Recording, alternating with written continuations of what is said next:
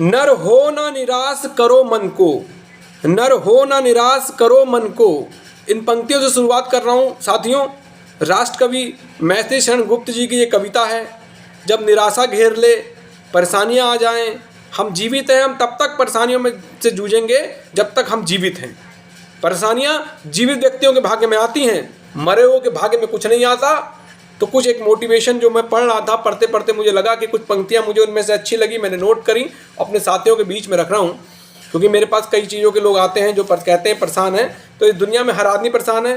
कुछ लोग पैसों के लिए परेशान है, कुछ लोग पैसा होने के बाद परेशान है। मैं कई लोगों को जानता हूँ जिनके पास बहुत कुछ है लेकिन फिर भी परेशान है। तो साथियों, मैथिली शरण गुप्त जी जब परेशानियों में घिर जाओ तो पूरी कविताएं आप पढ़ना। अभी मैं कुछ लाइनें ऐसी हैं जो मुझे अच्छी लगती हैं, मैं आप लोग के लिए लाया हूँ।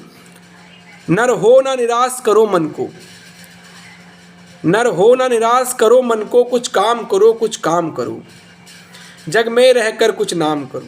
मैथिली शरण गुप्त उस दद्दा जी कहते थे, लोग दद्दा कहते थे, राष्ट्र कवि रहे हैं।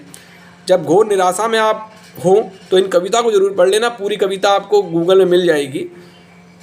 कुछ काम करो। आप हो सकता है जब हम निराशा में होते हैं तो हम काम करना बंद कर देते हैं, हम अपनी ताकत लगाना बंद कर देते हैं, हम अंधेरे कमरे में बैठना पसंद करते हैं, हम थक जाते हैं, हमें हर आदमी अपना विरोधी दिखता है। तो मेरे दोस्त यकीन मानो, इस दुनिया में जब तुम निराश होगे, जब तुम्हारा बुरा वक्त आएगा, तुम्हारे साथ कोई खड़ा नहीं होगा, तुम्हारे साथ खड़ा होगा तुम्हारा आत्मबल, तुम्हारी शक्ति, तुम्हारी बुद्धि, तुम्हारा अनुभव, तुम्हारी लेख किताबें, जिन किताबों को तुम पढ़ते हो, मोटिवेशन बुक्स।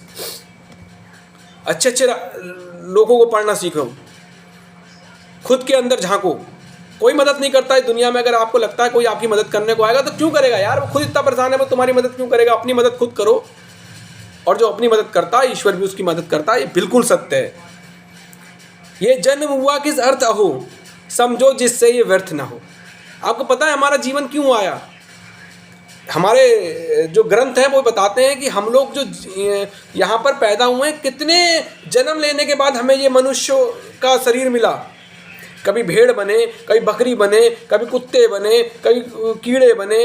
कितनी लोगों के जन्म होने के बाद हमें ये एक मनुष्य का जन्म मिलता है। उस जन्म में हम क्या करते हैं? हम रोते हैं, हम बिलखते हैं, हम शिकायत करते हैं, हम कहते हैं साहब उसने ये कर दिया, साहब फलाने ये कर दिया, साहब अपने परिवार को लेकर रोने लगते हैं। हम किस लिए हुए? हमारा जन्म इस संसार में किस लिए हुआ, ये देखना पड़ेगा हमको। हर व्यक्ति का जन्म इस संसार में एक लक्ष्य के लिए होता है, लेकिन हम लोग अपने लक्ष्य से भटक जाते हैं। जाना होता है हमें कहीं और, पहुंच जाते हैं हम कहीं और। फिर जब भाई जहाँ ईश्वर ने हमें पहुंचाना ही नहीं था वहाँ फिर हम रोएंगे ही, और क्या होगा। तो पंक्तियाँ बड़ी सॉलिड है।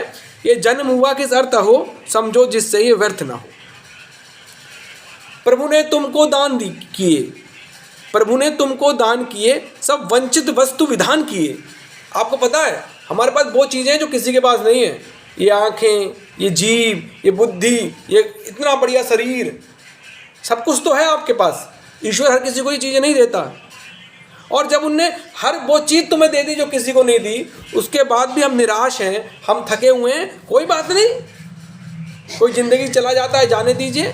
कोई ज़िंदगी में आता है, आने दीजिए। आज लाभ हुआ है, कल हानि होगी। इन चीज़ों को सोच के काम करिए और डट के काम करिए, निश्चित तौर पे आपको सफलता मिलेगी। तुम प्राप्त करो उनको ना हो, फिर है ये किसका दोष कहो। जब ईश्वर ने सब कुछ तुम्हें दे दिया, अपना पुत्र बना के अपने गोद में रख लिया, अपने कंधे पे उठा लिया, उसके बाद अगर तुम अपने लक्ष्य को नहीं प्राप्त करते हो तो किसका दोष है? उसने दे दिया तुम्हें सब कुछ, सब कुछ दे दिया। दोस्तों, किस गौरव के तुम योग्य नहीं, कब कौन तुम्हें सुख भोग्य नहीं। किस गौरव के तुम योग्य नहीं, कब कौन तुम्हें सुख भोग्य नहीं। यकीन मानो साथियों, गौरव उसे प्राप्त होता है, लगा रहता है। आज अपने प्रधानमंत्री जी के बारे में आप देखेंगे, कहाँ से कहाँ व्यक्ति पहुँच गया। आज अमेरिका का राष्ट्रपति हमारे प्रधानमंत्री से हाथ मिलाने के लिए आगे बढ़ते हैं। आज हर देश में हमारे जय जयकार हो रहे हैं। वो व्यक्ति भी तो जीरो से शुरुआत करी। आप आसपास देखिए, आगे बढ़ने के लिए लगिए।